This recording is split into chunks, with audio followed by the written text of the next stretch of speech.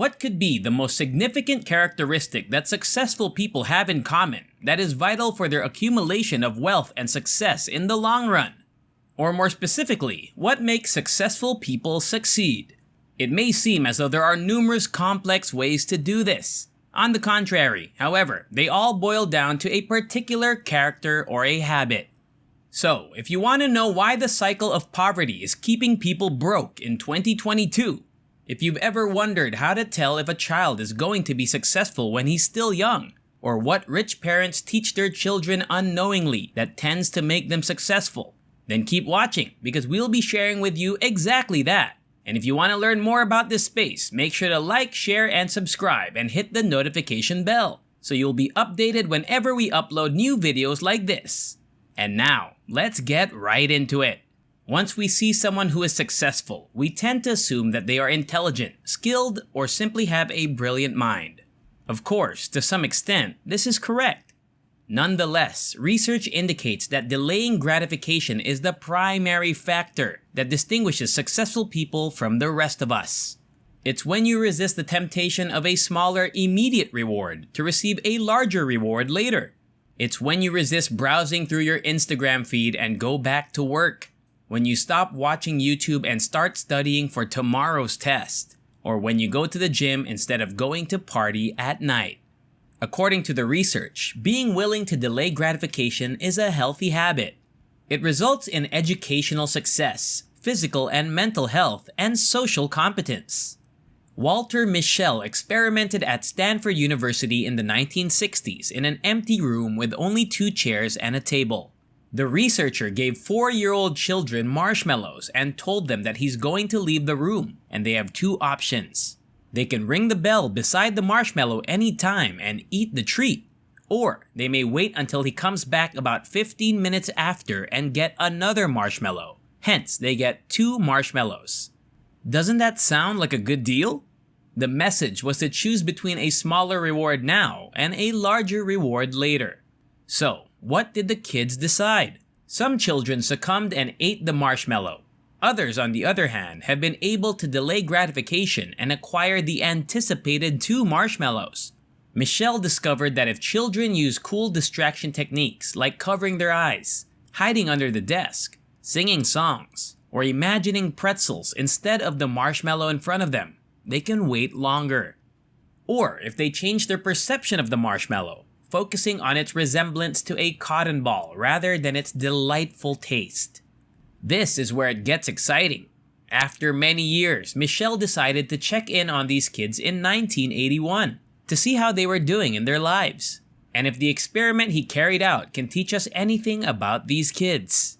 Children who waited longer had a striking array of advantages over their peers as teenagers, including higher SAT scores, social competence, self-confidence, and self-worth, and is rated as more mature by their parents. They were better able to cope with stress, more likely to plan, and more likely to use reason, and they were less likely to have conduct disturbances or higher levels of impulse control and aggression. They were less likely to have a drug problem or other addictive behaviors as adults or to divorce. The experiment went so far as to demonstrate that they had control over their body mass. Each minute that the preschool was able to delay gratification resulted in a 0.2% reduction in BMI 30 years later. In contrast, as teenagers, kids who couldn't wait long enough for the second marshmallow struggled to make friends, dealt with stress poorly, and struggled to stay focused. Is this to say that if you couldn't wait for the second piece of candy as a child, you won't be successful later in life? The answer, however, is not simple. It's a little more difficult than you think. According to Walter Mischel's research, self-control or the ability to postpone gratification is a muscle. You can train it in the same way that you would any other muscle in your body. You may not be a huge success right away, but you will be fine in the long run. Remember that the reward must be valuable to you. Without a meaningful reward, providing delayed or immediate gratification serves little purpose, because the reward is not a strong reinforcer of the desired behavior. In another sense, if you want to postpone gratification, choose a significantly larger reward. Assume you've decided to save money for an investment. but Apple releases a new iPhone that you're dying to get your hands on. To avoid the temptation to buy the new iPhone, we must make it crystal clear to your mind why saving that money will result in greater gratification later, such as financial freedom. However, Tyler Watts, who was inspired by Michelle's experiment, decided to redo the experiment in 2018 and discovered that trying to delay gratification has more to do with your family's income. If your parents are wealthy, you are more likely to forego the second marshmallow and achieve success later in life.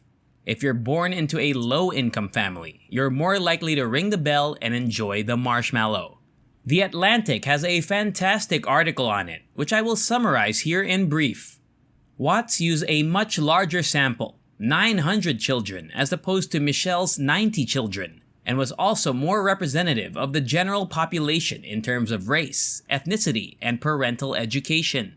They use factors like a child's household income to demonstrate the children's potential to inhibit gratification and their long-term success. They discovered little evidence that just being able to delay gratification contributes to improved outcomes, but rather that the capacity to wait for the second marshmallow has more to do with the child's social and economic background. As a result, it is that background, rather than the ability to delay gratification, that is responsible for children's long-term success. The children whose parents had a college degree and decided to wait for the second marshmallow fared no better in the long run. They did not perform better in school, on tests, or in their behavior. The same thing was discovered in children whose mothers did not have a college diploma. When these two groups were compared, children from higher income households performed significantly better than children from lower income households in terms of waiting for the second marshmallow. As a result, the researchers concluded that daily life offers fewer guarantees to poor children. There may be food in the refrigerator today, but not tomorrow. Waiting, therefore, carries a risk. Even if their parents promise to buy more candy the next day, that promise is frequently broken due to financial constraints.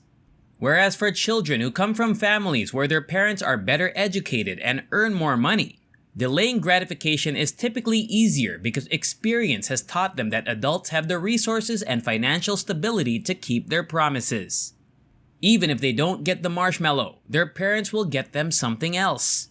There is a multitude of other research that supports this. One of them is Scarcity: Why Having Too Little Means So Much, a book about how poverty can lead to people settling for short-term rather than long-term rewards.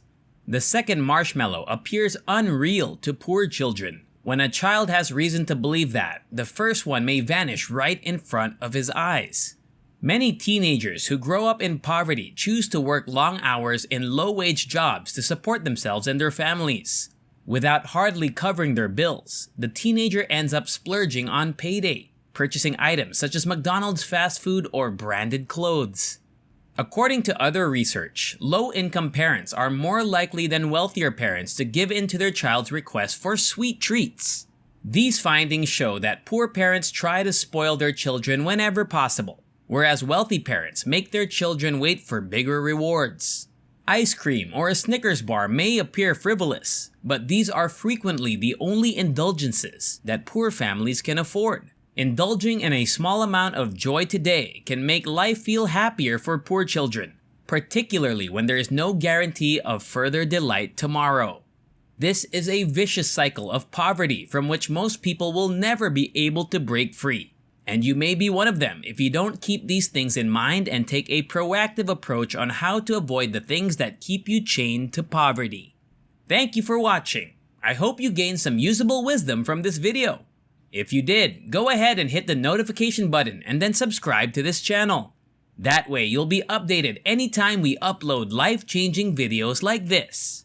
Until next time, see ya!